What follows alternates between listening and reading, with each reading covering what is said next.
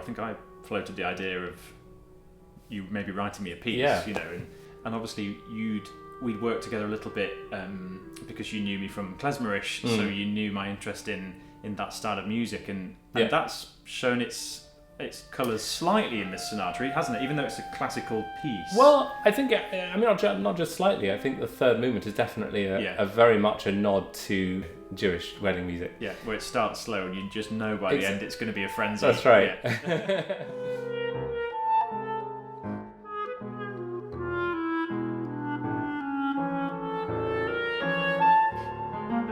And then we decided to record the Weinberg clarinet sonata together, which was also a fantastic idea because obviously I've got a long history of recording Weinberg.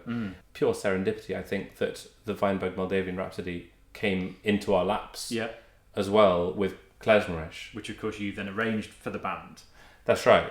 And I think it means we can go on quite a nice journey in this CD from, a classical sonata by a Jewish composer who's perhaps still not as well known as he should be, through some of his more folky works, and then a piece by yours which sits, a piece of yours which sits by it so well, by obviously a contemporary composer, and then the Karlovska variations. That was an amazing find, wasn't it? We were trawling, looking for source material, and we came across this really sort of heartrending recording, really, of this 17-year-old girl who'd been in a concentration camp.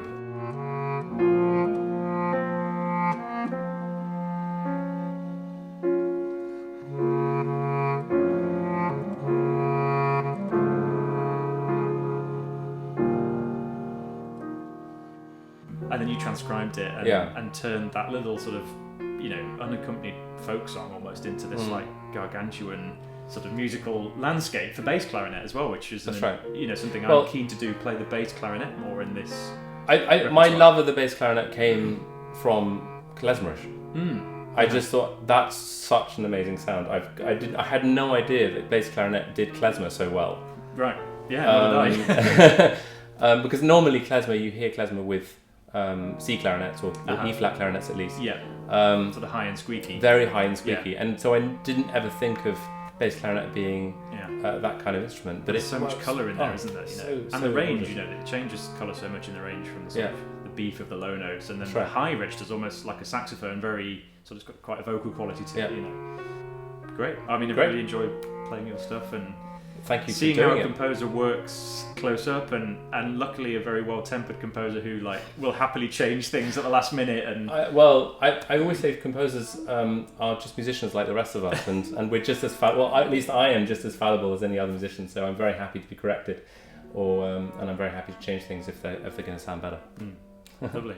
Great. Anyway, nice one. Fantastic.